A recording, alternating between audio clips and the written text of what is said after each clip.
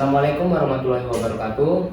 Waalaikumsalam warahmatullahi wabarakatuh. Perkenalkan, nama saya Muhammad Ilham. Saya sendiri salah satu mahasiswa di Politeknik dari Prodi Teknologi Rekayasa Pengelasan dan Fabrikasi.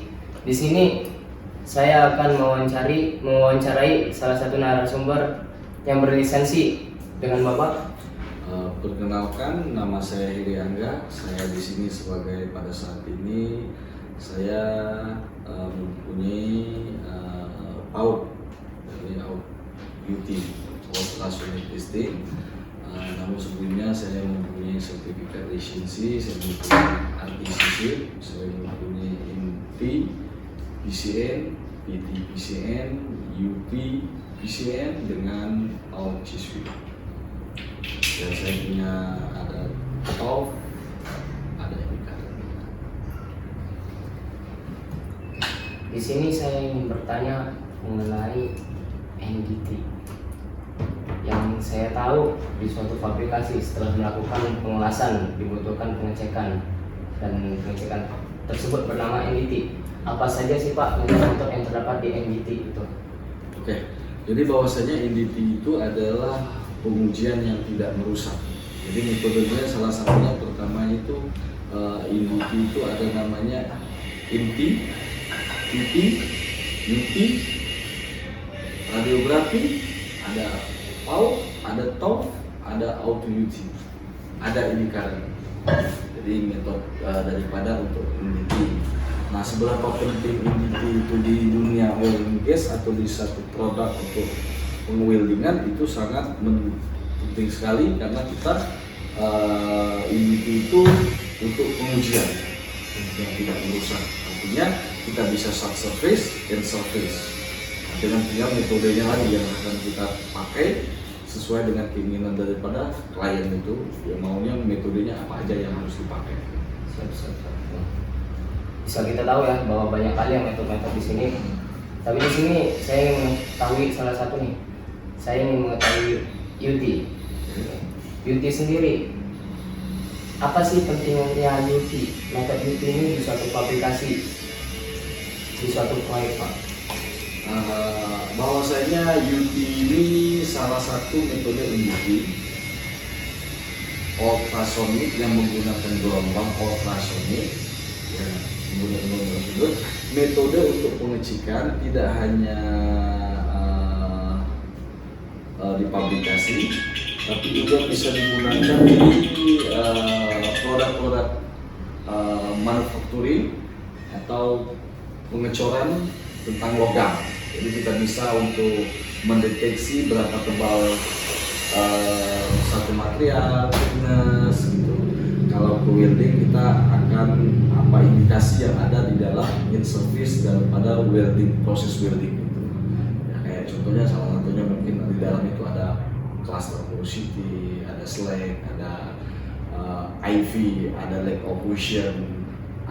Jadi dengan metode UT ini kita cek salah satunya menggunakan UT itulah tadi untuk pengecekan welding ini. Wah, dari penjelasan Bapak sebelum ini saya menangkap penting banget ya UT ini. Dari metode UT sendiri, apa sih kelebihan yang signifikan ketimbang metode-metode yang lain Pak, sehingga UT inilah yang dipilih dalam proyek tersebut? Oke, jadi kalau untuk di pabrikasi bahwasanya metode UT ini salah satunya yang kenapa dia begitu, maksudnya mudah deh, atau yang begitu dipentingkan. Ya karena salah satunya pertama dia salah satu untuk budget ya, artinya sangat safe. Karena kenapa? Di metode UT ini kita bisa berbarengan dengan welder untuk pengerjaan daripada UT-nya. Artinya beda dengan kayak radiografi. Kalau radiografi kita harus menutup area, karena yang ada di area paparan radiasi itu tidak ada orang yang bekerja. Tapi dengan metode UT ini bahwasanya seorang kita bisa bekerja di sini, dengan orang lain juga bisa bekerja. Kalau pakai X-ray itu tadi, bayangkan kalau misalnya 100 welder yang di area 100 meter persegi harus diberhentikan dalam waktu mungkin berapa jam untuk menginspeksi dalam satu building. Siap. Jadi keuntungannya ya kita tidak memberhentikan karyawan gitu kan. Nah, makanya digunakan metode UT ini sangat ini lagi cost gitu. Siap. Oke. Untuk metode UT sendiri, yang saya tahu dari metode radiografi itu terdapat dua jenis, yang dimana ada sinar X dan sinar gamma. Sedangkan di UT ini sendiri, adakah beberapa macam jenis lagi, Pak? Kalau ultrasound, kalau UT dalam UT tidak ada beberapa jenis, tapi cuma metodenya ada dalam misalnya kita menggunakan probe aja. Jadi kalau probe zero, jadi dia itu hanya untuk penggunaannya untuk pengecekan thickness atau ketebalan dari satu material. Kalau probe sudut, namanya kita ada kalau di UT ini ada probe 45, 60 dan probe 70. Itu di welding yang kita gunakan. Jadi artinya bisa untuk mengecek in surface, out surface-nya juga gitu. Terus Pak, saya ingin bertanya mengenai kalibrasi sendiri, karena kalibrasi itu penting di setiap mesin-mesin yang akan digunakan. Nah, di UT ini sendiri berapa lama sih harus melakukan kalibrasi? Kapan sih harus melakukannya, Pak? Oke, jadi betul sekali pertanyaannya, sangat bagus sekali. Bahwasanya untuk sebelum di dalam prosedur manapun, baik ASME, ASTM, ISO, kan gitu, AWS, bahwasanya semuanya sebelum melakukan inspeksi kita harus kalibrasi. Nah, untuk masa kalibrasinya ini tergantung dari prosedur, tapi dikatakan salah satunya itu minimum 4 jam. Jadi setelah kita kalibrasi, kita inspeksi 4 jam, setelah 4 jam dari kalibrasi awal kita harus kalibrasi lagi.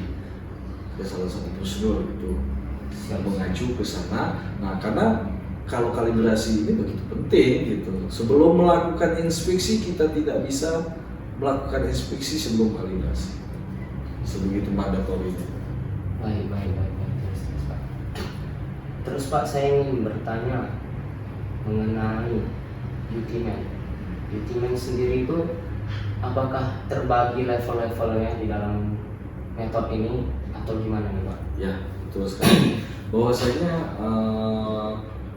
di UT-man ini kalau kita ingin menjadi seorang profesional, seorang UT-man, maka kita harus mengambil sertifikat.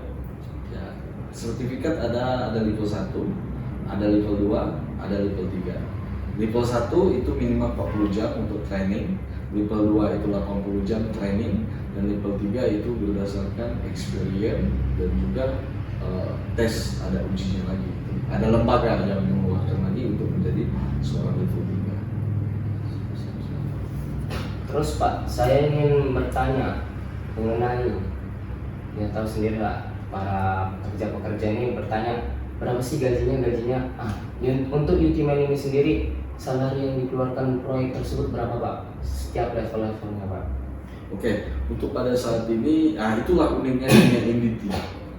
Dunia NDT itu salary itu tergantung personel dirinya sendiri. Jadi sebenarnya kita itu tidak ada standarisasi untuk salary, tergantung daripada nego antara perusahaan dengan kita sebagai tenaga profesional sebagai NDT di bidang UT. Jadi kita UT man. Kalau kita mau tanya seberapa gajinya, levelnya misalnya level 1, level 2, level 3, itu kita tidak bisa jelaskan gitu.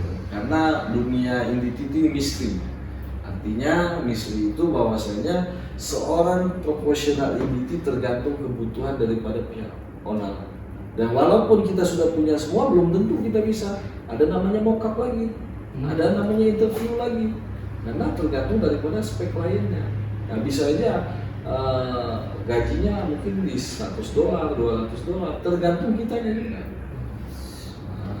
Tapi untuk standar yang saya tahu ya untuk saat ini Indonesia lah, ya kan standarnya kalau pada saat ini seorang NDT profesional, seorang level 1 itu di angka itu 300-an kalau nggak salah aku kan. Rata-rata untuk Indonesia yang level 2 nya itu di angka 800.000 per day ya kan. Ya, level 3 nya ya kita mungkin di angka 100 sampai 200 gitu US dolar gitu kan Siap. per day, tapi ini bisa lebih gitu, bisa kurang, jadi tergantung negosiasi antara si perusahaan dengan personel perorangannya. Jadi kita yang menentukan harga kita gitu, gaji kita maunya berapa gitu. Itulah dunia NDT, uniknya dunia NDT. Siap, mantap kali nih ya Pak ya. Oke Pak, saya ingin bertanya mengenai jadi saya ini ada berkeinginan menginginkan ke depannya bahwa saya akan turun terjun menjadi seorang yutiman. Ada nggak sih Pak saran dan pembekalan persiapan apa sih yang harus saya siapkan untuk menjadi seorang yutiman ini? Nanti, Pak. Oke, yang pertama di dunia NDT ini yang harus dipersiapkan, artinya kita keinginan dulu, impian. Jadi mimpi kita atau kita maunya jadi impiannya itu kita menjadi seorang profesional seperti apa. Ya artinya kalau kita punya impian ingin menjadi seorang yutiman, ya harus kita persiapkan yang pertama ya mental, pelajaran dulu lah. Ya kita harus ambil training gitu. Nah, jadi kebetulan kesempatan bahwasanya di Indonesia khususnya di Batam itu sangat banyak sekali tempat training untuk dunia yutiman gitu. Nah, salah satu lembaga yang bisa adalah BWI, Batam Building Institute. Saya ingin bertanya nih mengenai BWI. Ini lembaga sertifikasi, salah satu lembaga sertifikasi di sini Pak. Gimana sih di BWI ini? Apa saja yang dilakukan? Apa saja progres yang dilaksanakan di sini Pak? Oke, jadi BWI ini adalah satu lembaga resertifikasi untuk mensertifikasi, mengkualifikasi bahwasanya orang-orang yang mau bekerja profesional dan mensertifikasi yang seperti Adek bilang tadi kan, ya ingin menjadi yutiman profesional, ingin menjadi RI profesional, ingin menjadi seorang technician atau teknisi atau ahli di bidang NDT, ya di BWI semua sudah ada. Gitu. Bahwasanya BWI menyiapkan sudah lembaga, sudah setelah bahkan kita bekerja sama agent, salah satu agent TWI gitu di Indonesia untuk NDT, ya salah satunya BWI. Ini mantap nih. Terus Pak, dari Bapak, pendapat Bapak sendiri nih untuk karir kedepannya saya yang muda-muda ini Pak, terjun di dunia NDT ini sendiri gimana sih Pak? Jadi untuk anak-anak muda peluangnya ini masih sangat besar sekali, karena dunia NDT ini bukan hanya untuk di dalam negeri aja, bukan hanya untuk jadi dunia di dalam dunia oil and gas khususnya pada saat ini berkembangan, termasuk aspal teknologi yang terbaru, kita menggunakan turbin sekarang, ya nggak, kita menggunakan well pump, itu semua harus di-NDT. Nah sementara Indonesia dengan penduduk Indonesia 250 juta, nah kita masih sangat kurang sekali untuk tenaga ahli, untuk profesional di bidang NDT ini. Maka jadinya, nah dan kesempatan sekali juga bahwasanya kita kerjasama dengan TWI loh. Jadi se-Asia Mas Bos itu salah satunya ya di Batam ini, di BWI, salah satu perwakilan TWI di Indonesia gitu. Jadi untuk menjadi seorang teknisi profesional yang tersertifikasi, bahkan kita bisa bersaing di kancah internasional, bukan hanya di Indonesia aja. Berdasarkan standar yang setelah kita ini, kita bisa bekerja di luar negeri juga, bukan hanya dalam negeri. Jadi satu kesempatan buat kita anak Indonesia yang bisa bersaing secara kancah internasional, bahwasanya kita sudah memfasilitasi itu anak-anak Indonesia yang betul-betul ingin menjadi seorang NDT profesional atau seorang inspektor di bidang oil and gas, salah satunya di bidang oil and gas, daya tersertifikasi. Kita sudah lembaga, kita sudah menyiapkan ini semua. Jadi saya mau bahwasanya kita ingin bahwa pada saat ini Batam Building Institute sudah menyiapkan untuk anak-anak muda yang untuk mensertifikasi yang bisa bersaing secara kancah internasional. Ya kayak banyak loh kawan-kawan yang sudah bekerja di salah satunya orang-orang kita yang saat ini di Papua Nugini, di Australia, yang ada di Afrika, yang ada di Timur Tengah, Middle East, yang ada di sekarang di Azerbaijan, yang ada semuanya banyak sekali alumni BBI yang tersertifikasi yang sudah bekerja di luar negeri. Mantap nih guys, mantap. Mungkin kalau dari pertanyaan aku dengan ke narasumber itu aja ya guys ya. Ini keren ini, banyak sekali informasi yang saya dapatkan nih, banyak sekali hal-hal baru, hal-hal penting untuk kedepannya yang aku dapatkan. Mungkin untuk wawancara kali ini itu saja, lebih dan kurangnya mohon dimaafkan. Saya Muhammad Ilham dan narasumber saya Jadi Anda Setian mengucapkan unzur mankola wa tanzur mankola, lebih dan kurangnya mohon dimaafkan. Assalamualaikum warahmatullahi wabarakatuh.